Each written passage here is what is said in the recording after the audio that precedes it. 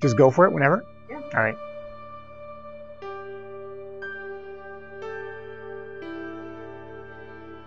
Four amazing kids and four amazing families permitted us to follow them.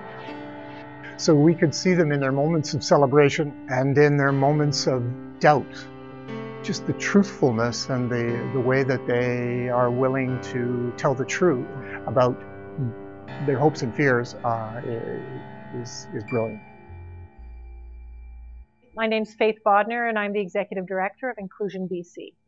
Inclusion BC is a provincial nonprofit advocacy organization that advances the rights of people with developmental disabilities to be fully included in their community, to bring the voices of families and people with developmental disabilities forward, to create an understanding and an awareness that they are of community and belong in all aspects of community life. We wanted to take a look at a few students and a few families and map their journey as they go through high school and start experiencing and expecting what real work can look like when they're done. On My Way looks at how families grow and how they lead and how they mentor and how they work with schools to think differently about what their expectations are when they're done school, and that their expectations should include working and contributing and earning and doing the things we all want to do and what we dream about doing and building lives. Ain't nobody's fault. I want to say something else. And my soul gets lost. Like personal.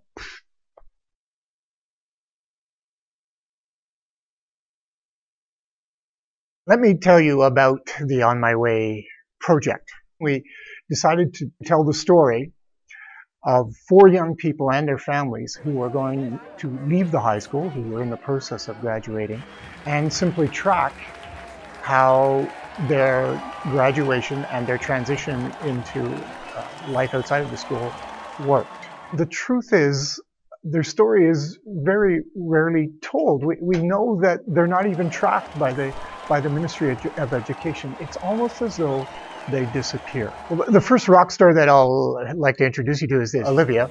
The most profound thing that seems to shine with Olivia is the capacity of her family and her Italian background.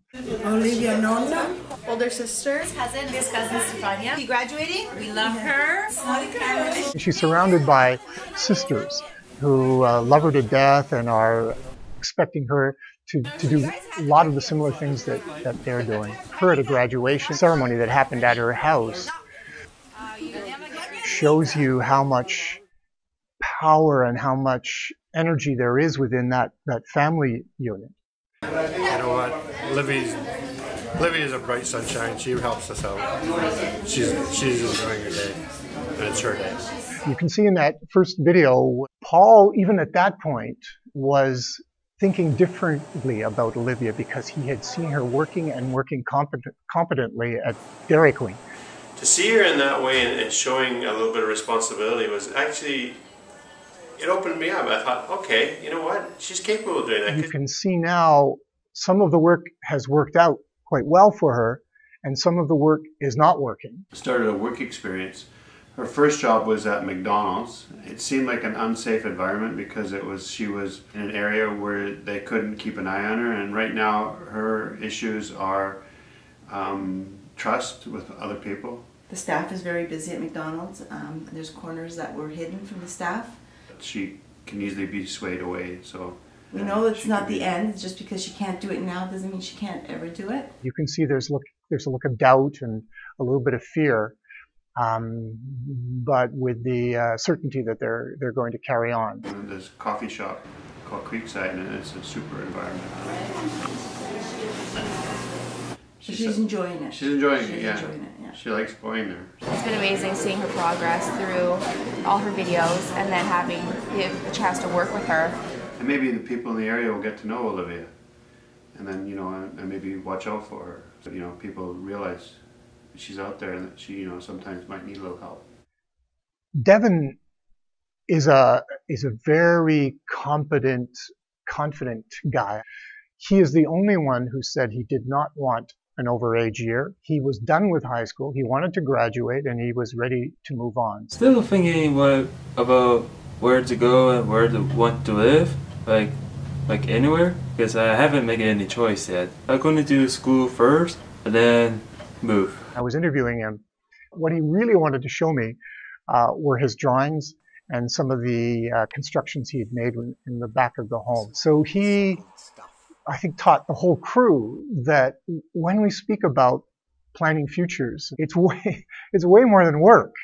He needed to be in places where he could engage his aesthetic and his artistic ability. So it's been fun to watch him work with his art, work with his theater.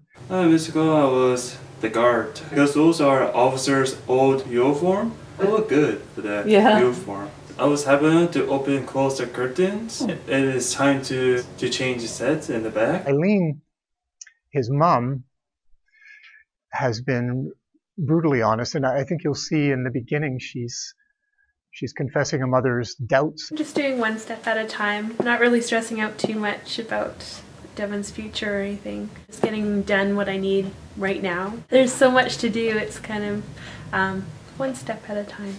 Is he ready? Why did he grow up so fast? It's just hard to believe that he's grown up. Yeah. He's not my little boy. It's happened so quickly, yeah. Yeah. The memorable line that in that first interview was that I guess I have to let him. Let them grow up. Uh-huh. Yeah, he can do it. I know he can do it. I have to let him lead, and that was, that's a mother's love. It's very powerful.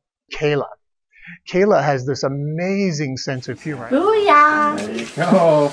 She is hyper, and that's just who she is. She's also very funny. She's very witty. There's so much I want to say and I can't think of it. That's my mother, folks. Forgetful. I love her still. Very loving.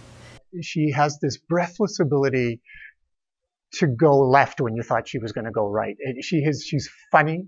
She's spirited. She is completely full of energy and enormous potential. She announced clearly and without doubt, I want to be a teacher. I'm going to work with kids. She is supported by her mom, Teresa, who in the beginning was reluctant and a little bit frightened about this whole undertaking. Fear is hearing that it's going to be so difficult when she graduates to get her into Douglas College. 3 years wait, I'm hearing, for day programs. What am I supposed to do? I have no idea at this time. I mean, I've just been crossing bridges as they keep being laid out in front of me. We've all seen her grow into this confident tiger mom now, who is quite willing to take on the services and wants to know how to navigate through that, how she's building more and more opportunities. It's an inspired lesson of what can happen if you just provide a little information. When you have a child or any child that you focus on their abilities. And I love you, Mom. Oh, I love you too. There's a lot of hope, and there's a lot of work to do to get there. So see how it goes and carry on. Our final rock star is Kit Lowenberger and his mother Megan. One of the things that we have been really pushing in terms of planning for transition planning is a procedure called PATHS, Planning Alternative Tomorrows with Hope. Kit and the whole family went through along with their supporters. I remember there was a profound difference in Kit, in the way he sat up, in the jokes that he laughed at, in the ways that he participated in the event, because he was surrounded by his brothers. He was really in the moment, really enjoying the company, understanding a lot of what was going on. I think it transformed, for me, the way I began to understand Kit. We need to surround the kids with people that love them and know who they are, and put them in situations where they can be successful and where they feel trusted and they feel safe. And then we'll see who they really are. The profound thing that Megan says, and a statement of courage, she has other sons who are around Kit's age, and she has high expectations for those boys to move on. Says, and I expect the same of Kit. He will move into his own place. He will engage in some sort of work. we're going to find something that he can do during the day. But something to do in the daytime, basically, is what he needs to have. Yeah, and I see that moving into that and having that for maybe a year or 2 years after that, and then the living piece would hopefully kick in. With the help of those people that love him and are here and are engaged with him, it's going to be very interesting to follow this Megan and his family and have a look at where this goes, where it leads. All right. Okay.